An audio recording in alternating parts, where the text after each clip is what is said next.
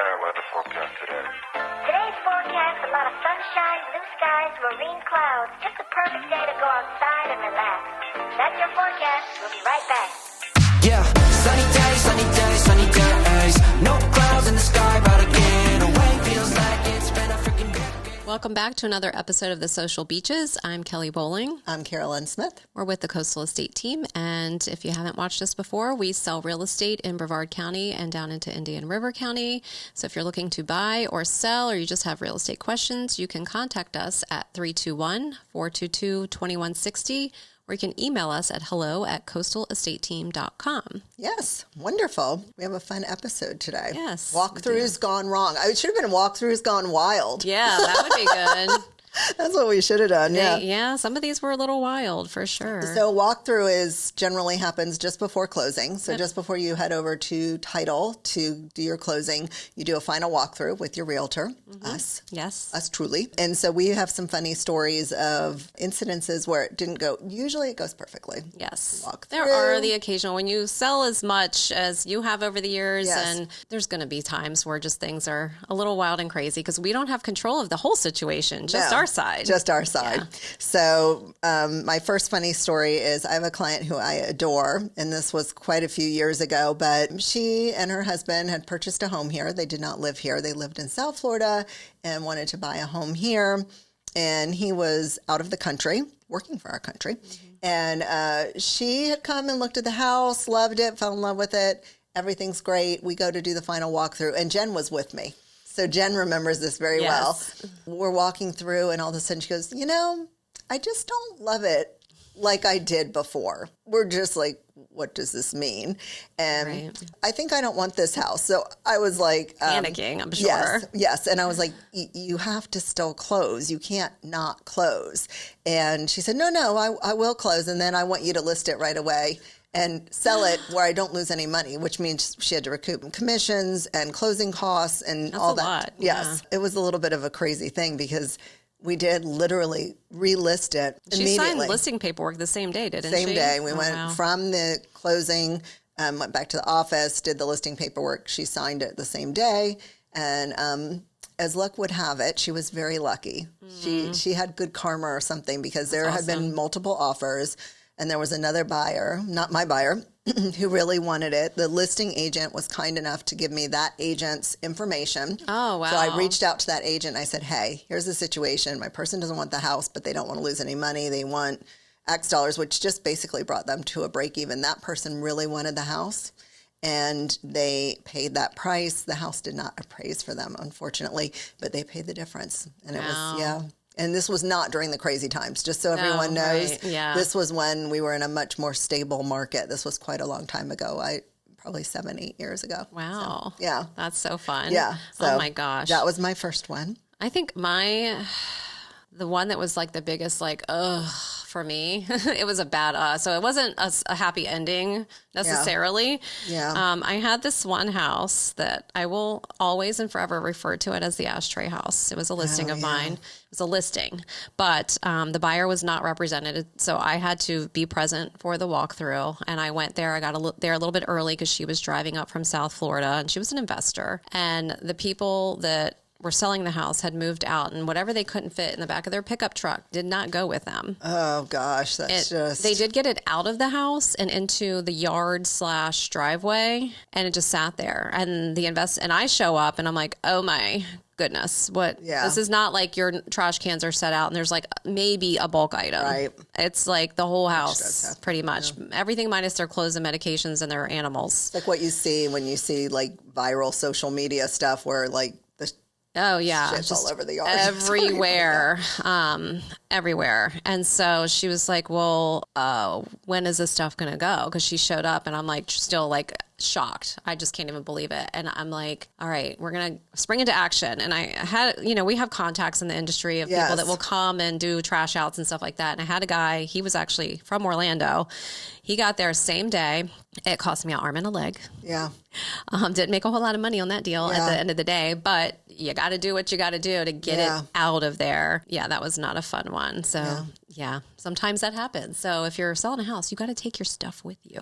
We do nickname houses sometimes, and whenever Kelly says that was the ashtray house, because when you walked inside, even if it was just for 1 minute, when you came out, you smelled like you had rolled fully in an ashtray. You always needed a shower afterwards. That's the other thing. Don't smoke in your houses. Yeah. It's so bad. It's terrible. Don't smoke in your houses. So I had a closing where, I'm going to tell the story where we went to the closing, or we went to the walkthrough. I get the key out of the lockbox. I open the door, and as I'm opening the door, the seller is also opening the door from the inside. That's unusual. Why are you here? Why are you here?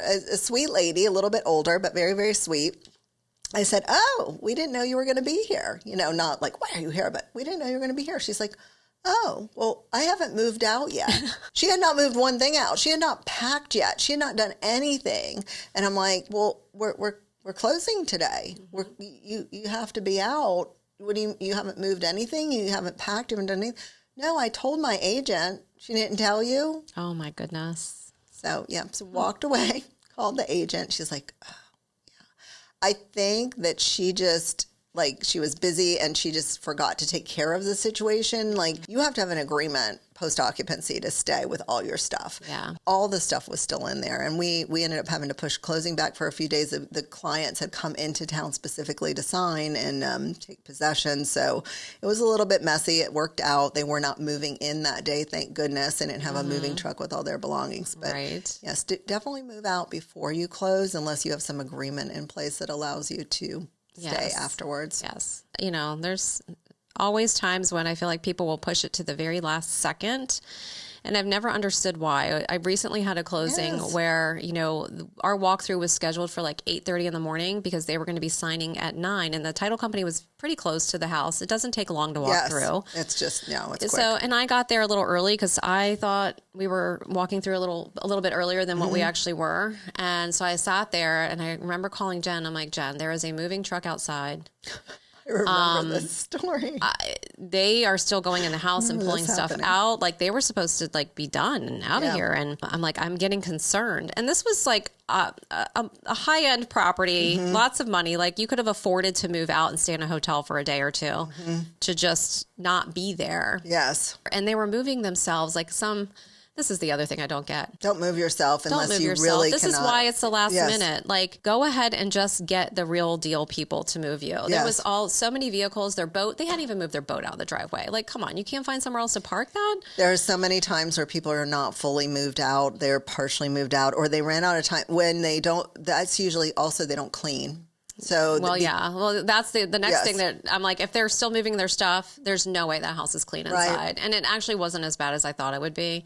So I was like blowing up the other agent, like, what is happening? Why are they still there? She's like, and tells me that they had an issue with the movers that they hired, had a flat tire the day before, and they were like some college kids or something with a truck. You know, they rented a U-Haul and they were movers. So I get saving money. It's stressful. They had an incident at the bar the night before.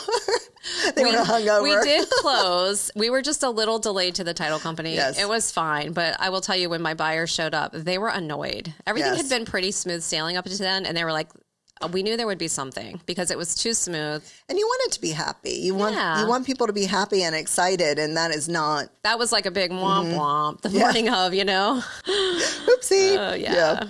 Okay. You have another one on here. I do. My flooring story, which is went to, we had done inspections. Everything was fine. We went to walk through, and in the middle of the family room, the floor, it was wood floors, are buckled. Like, not a little buckled, like really pretty buckled. Like noticeably buckled. So, very long story short, we ended up having the inspector come back out. I mean, we had to delay the closing. The inspector came back out. And we were like, did something happen? What went wrong here? He couldn't find anything. Finally, the sellers admitted that months before, they said they had gone out of town or been somewhere and left their window open, and there had been a big storm, and it had rained into the house. Like water damage? Yeah, it had rained into the house, and they thought it was fine. So they thought it was so fine that they covered all of this with rugs, the big gigantic couch. Inspectors don't move that stuff. No. So if there's rugs down over flooring and things like that, the inspector is not going to move that. And so it was well hidden. And also you lied when we asked, do you know anything about this? I mean, even if they hadn't known, they saw it when they moved out. So then you know now. Yeah. You know now, and you didn't tell us, and then they tried to hide it. And that was a really great thing, because at that time you could still hold money in escrow. So we were able to still finally close holding money in escrow to replace this flooring, ran through the whole house. The same flooring through the entire house. So we thought, okay, we have the name of the flooring, we have like a box, whatever, but we needed like a good amount of it. It ended up being discontinued. Oh my gosh. And Jen manned the phones and we found some in Atlanta, but they didn't have enough. And then we were like, what are we going to do? She finally found some buried in a warehouse in California. Holy crap. In California. So they shipped it, and we didn't even know if it was the right, you don't know till it comes in. Is it definitely the right floor? And thank goodness it was. Oh my Floor got replaced. We had to cut out drywall. There was mold. It was, it was a mess. But we did all that after closing. You can't do that now. No. No. That's too bad. Yeah. My favorite, I think, is not even a walkthrough that I did. I was having a panic attack day that day. So Carolyn was covering in for me. And so she knew, she had an inkling. I think that I must have had like a psychic prediction that it was not going to go well. And I was like, you don't want to be there. Because send Carolyn. Carolyn handled it really well. But I had a client who was closing on their first home, and they went to do the walkthrough. And first of all, the whole refrigerator is not there. And it was included in the contract, as they typically are here. Yes. But it was just gone. And like, okay. A big hole where the refrigerator should be. Why is that there? But you know what she did leave behind for the buyers? Her dirty underwear. That was interesting. And Carolyn, spoke to the other agent. He still thinks you're mean, by the way. He didn't like being talked to that way. Yeah. But, he didn't think it was a big deal. And it wasn't just underwear. I just want to say there was stuff everywhere. Yeah, trash. In the cabinets. There was trash.